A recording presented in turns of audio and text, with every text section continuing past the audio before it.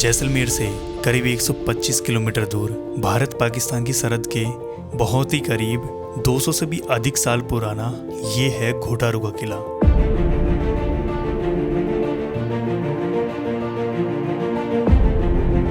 ये किला कभी सिंध से जैसलमेर और अन्य रियासतों के बीच व्यापार का एक केंद्र हुआ करता था, जहाँ पे व्यापारियों को सुरक्षा और सुविधा प्रदान की जाती थी।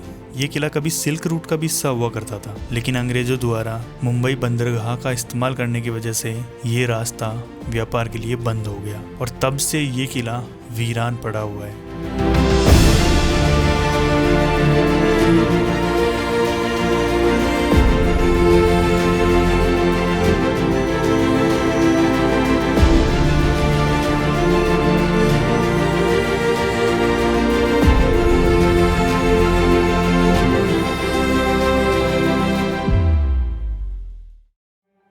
तो जैसलमेर से करीब 100 किलोमीटर दूर एक जगह आती है घोटारू, और घोटारू का यहाँ पे एक किला बना हुआ है जो कि बहुत ही पुराना है। ये जो किला है करीब 200 से 300 साल पुराना है। इंटरनेट पे कहीं मिलता है तो इसे 200 साल पुराना बताया गया है, लेकिन यहाँ के लोकल्स का कहना है कि ये और भी ज़्यादा पुराना है। यहाँ पे घोटारू माता जी का मंदिर भी है और इसकी कितनी मान्यताएँ हैं लोकल्स की वो भी बात करेंगे, और बात करेंगे लोकल्स से जो यहाँ पे रहते हैं, उनकी कई पीढ़ियाँ यहाँ पे रही हैं, तो उनसे भी बात करेंगे और जानेंगे इस घोटारू के किले के बारे में। हम 2005 में यहाँ आए थे। उस टाइम ये किला बहुत अच्छा था और बहुत ही अच्छा बना हुआ था। आज ये किला पूरा गिर चुका है चारों तरफ से। इस किले के चारों तरफ 7 कुएं हैं। पहले यहाँ पानी की कमी थी, तब यहाँ लोगों ने 7 कुएं बनाए थे। यहाँ आसपास 20-25 किलोमीटर कोई पानी नहीं था।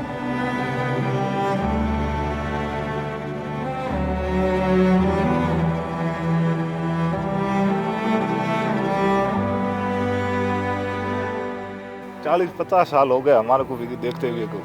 तब तो किला ठीक था, अंदर एक सोंगिया जी माता का मंदिर भी है और यहाँ के लोग इसको घोटारू माता का मंदिर के नाम से पहचानते हैं। अच्छा मंदिर बना हुआ, बहुत ही पर्चा है और नवरात्र के दिन 9 दिन यहाँ पूजा होती है।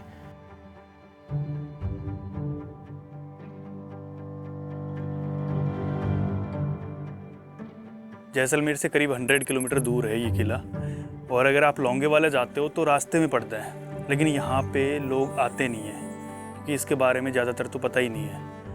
अभी मैं यहाँ पे लौंगे वाला गया था, उस दिन आया था, लेकिन उस दिन मैं इसको इतने अच्छे से एक्सप्लोर नहीं कर पाया था जितना आज कर पा रहा हूँ। ये जो एरिया है यहाँ पे बैट्स रहती है, यहाँ पे वाइल्ड एनिमल भी आ जाते हैं कभी कभी रहने के लिए, जैसे बारिश हो रही है उस टाइम पे या फिर सर्दियाँ ज़्यादा आ गई तब, तो वो सब भी होता है। और ये जो किला है वो ज़्यादातर मिट्टी से, इस टाइप की टाइल्स से बना हुआ है।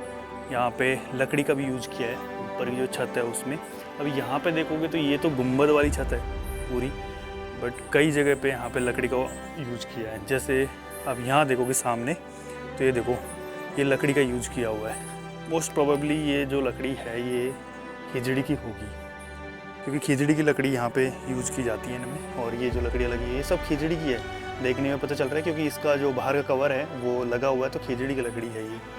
तो यहाँ पे मोस्टली जो भी घर वगैरह बनाते हैं या फिर इस टाइप के किले बनते हैं, उनमें सब में खिजड़ी की लकड़ी यूज़ होती है। अब देखो इस जगह को कितनी सुंदर लग रही है।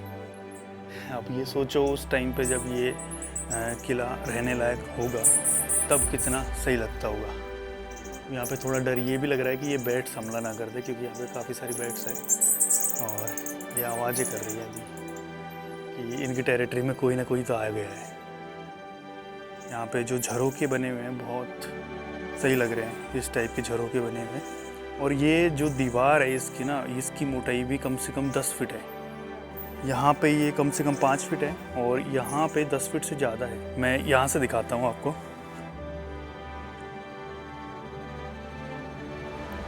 ये देखो, ये इसकी मोटाई है दीवार की।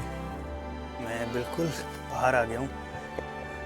ये जो फोर्ट है पूरा इस तरीके से डिज़ाइन किया हुआ है कि इसमें चारों तरफ बालकनी निकली हुई है, बालकनी टाइप। आप वॉक कर सकते हो, बैठ सकते हो, और बड़ी सही जगह है। लेकिन ये जो जगह है वो अभी तक ज़्यादातर जो जैसलमेर घूमने आते हैं उनके लिए अनएक्सप्लोर्ड है। घोटारू से निकलते हैं लोग, लेकिन घोटारू को कभी एक्सप्लोर नहीं किया उन्होंने।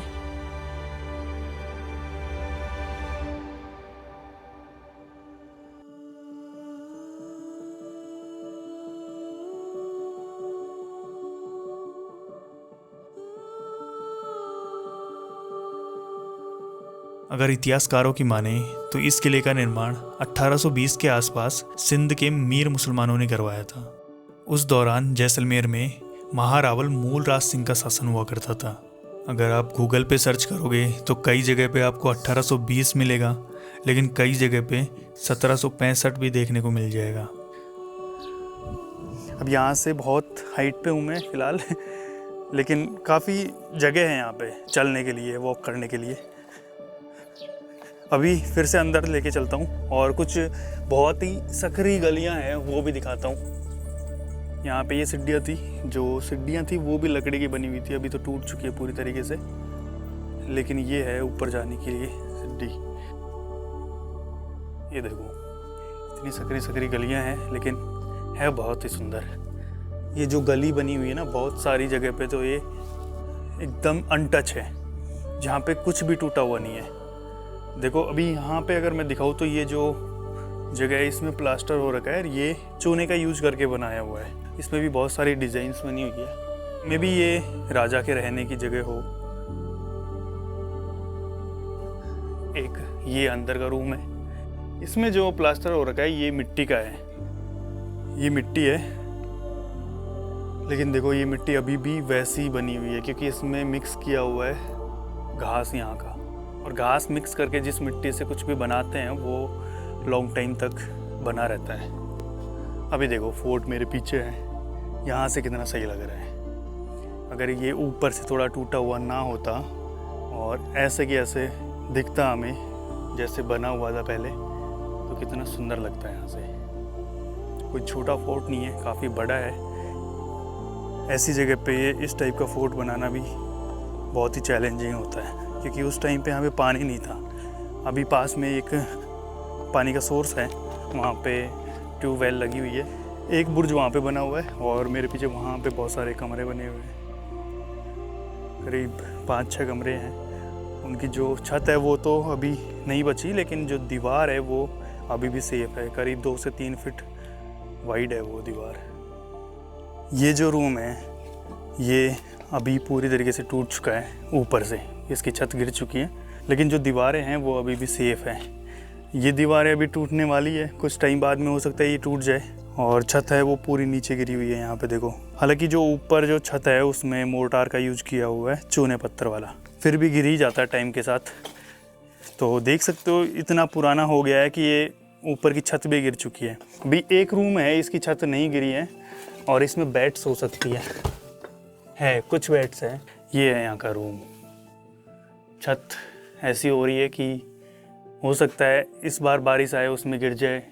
तो ऐसी जो चीज़ें हैं वो नॉर्मली मिलती नहीं है, इनको रीस्टोर करके रखना चाहिए। अभी भी इनको रीस्टोर करने का काम बहुत जल्दी होना चाहिए, नहीं तो आने वाले टाइम में ये टूट जाएंगी, उसके बाद रीस्टोर होगा तो वो पूरी तरीके से नया बनाना पड़ता है, और फिर उसमें जो है कि ऑथेंटिसिटी होती है वो कहीं रहती नहीं है। अभी ये उस कंडीशन में है कि इसको रीस्टोर किया जा सकता है, लेकिन आने वाले टाइम में ये और बुरा हो जाएगा तो फिर ये रीस्टोर करने लायक नहीं रहेगा, ये फिर से बनाना पड़ेगा पूरा।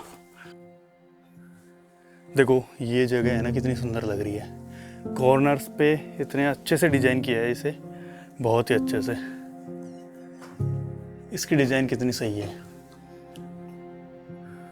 आधी छत गिर चुकी है इसकी और आधी छत बाकी है, लेकिन जो डिज़ाइन बनी हुई है, जो खूबसूरती है वो दिख जाती है यहाँ से।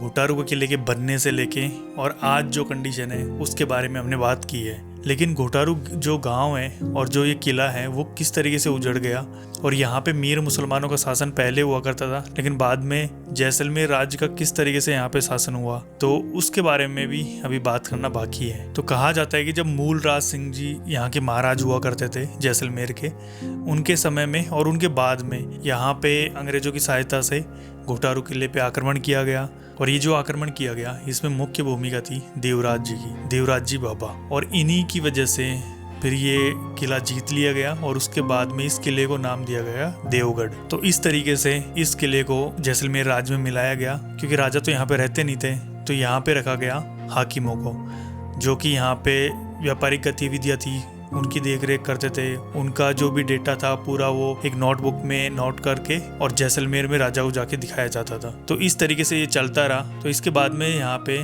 ज़्यादातर जो मुस्लिम थे, मीर मुस्लिम, वो सिंध की तरफ चले गए और यहाँ पे धीरे धीरे हिंदू आबादी बढ़ती रही। और इसी के चलते यहाँ पे जो हाकिम थे वो अपने परिवार के साथ रहने लगे, क्योंकि यहाँ पे पास ही में हिंदू बस्तियाँ बढ़ गई थी। और यहाँ पे जो अंतिम हाकिम रहे थे वो थे जीवराज सिंह जी, जो करीब 30 साल तक यहाँ पे हाकिम रहे और उनकी सैलरी थी उस टाइम पे 9 रुपया। तो अगर बात करें घुटारू गांव कैसे उजड़ा, तो उसके पीछे का जो रीज़न था वो था एक आदमी, फैजल नाम का आदमी। तो पहले यहाँ पे एक रेशम नाम का आदमी था जो कि बड़ा ही प्रभावशाली था, क्योंकि उस गांव में संपत्ति को देखो या फिर पशु पालन देखो तो सबसे ज़्यादा उसी के पास थे। उस वजह से वो बहुत ही प्रभावशाली था यहाँ पे।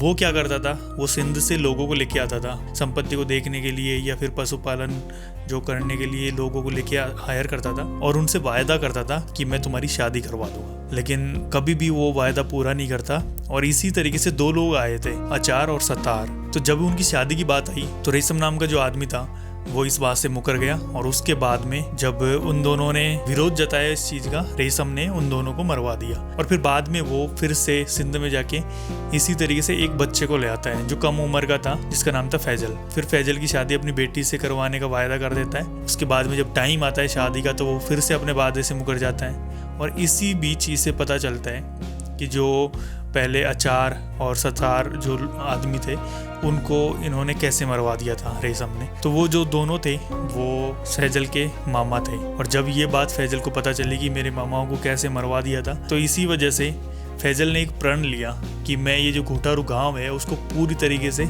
उजाड़ दूंगा। और उसके बाद में उसने एक कुल्हाड़ी लेके और रेशम को मार दिया और उसके बाद में सिंध भाग गया। अब सिंध से वो कुछ लोगों को लेके आता है और हमला कर देता है घुटारू किले के ऊपर। तो घुटारू किले में ज़्यादा लोग होने की वजह से वो उनको हरा नहीं पाता और कुछ जगह पे डाका डाल के और वापस चला जाता है सिंध की ओर। और कुछ टाइम बाद में फिर से आता है, लेकिन अब की बार वो बहुत सारे लोगों को लेके आता है। और इसी वजह से नेक्स्ट टाइम वो इस गाँव को पूरी तरीके से उजाड़ने में कामयाब रहता है। और यहाँ के जो लोग हैं वो भी अपना घर छोड़ के यहाँ से चले जाते हैं, क्योंकि ज़्यादातर लोगों को जो फैजल है वो पूरी तरीके से लूट लेता है। फैजल ने इस गांव को तो लूटा अच्छे से, लेकिन यहाँ के लोगों को उसने कभी नुकसान नहीं पहुँचाया, क्योंकि ये जो यहाँ के लोग थे इनके साथ ही वो बड़ा हुआ था। जो धन दौलत थी उनके पास उनको लूट के और चला गया यहाँ से। हालांकि बाद में फैजल मारा जाता है, क्योंकि वो जो है वो अपने साथ में रेशम के भाई की लड़की को भी उठा के ले जाता है, क्योंकि पहले रेशम ने अपनी बेटी से शादी करवाने का वायदा किया था। इसी वजह से वो उसकी भाई की बेटी को उठा ले जाता है। और जब वो उठा ले जाता है उसके बाद में वो एक दूसरे गांव में जाके छिप जाता है और जो बाकी जो लुटेरे थे उसके साथ में वो सिंध की तरफ चले जाते हैं। और वो जब अकेला वहाँ पे रहने लगता है तो बाद में उसको सैनिक मार देते हैं। तो ये थी घुटारू गांव के उजड़ने की पूरी कहानी। और ये जो फोर्ट है अभी पता नहीं है कि ये ASI के अंडर में आता है या फिर BSF के अंडर में आता है, क्योंकि पहले यहाँ पे BSF इसी फोर्ट में रहती थी। आसपास चौकियाँ नहीं बनी हुई थी और पहले फेंसिंग भी नहीं हुई थी बॉर्डर एरिया में। और उस टाइम पे तो ये किला बहुत ही अच्छा था। अभी ये टूट चुका है काफ़ी। ऐसे बॉर्डर एरियाज़ में या फिर ऐसे रेगिस्तान में इस टाइप के फोर्ट मिलना बहुत ही मुश्किल है। तो इस फोर्ट की जो ऑथेंटिसिटी है मिट्टी से बनने की या फिर टाइल्स से बनने की, वो बनी रहनी चाहिए। और इसी तरीके का टाइल और या फिर चूना यूज करके ही बाकी इस फोर्ट को भी दोबारा से रिस्टोर करना चाहिए। तो ये थी कहानी घुटारू के किले की। मिलते हैं नेक्स्ट वीडियो में, तब तक के लिए take care, bye bye, thank you.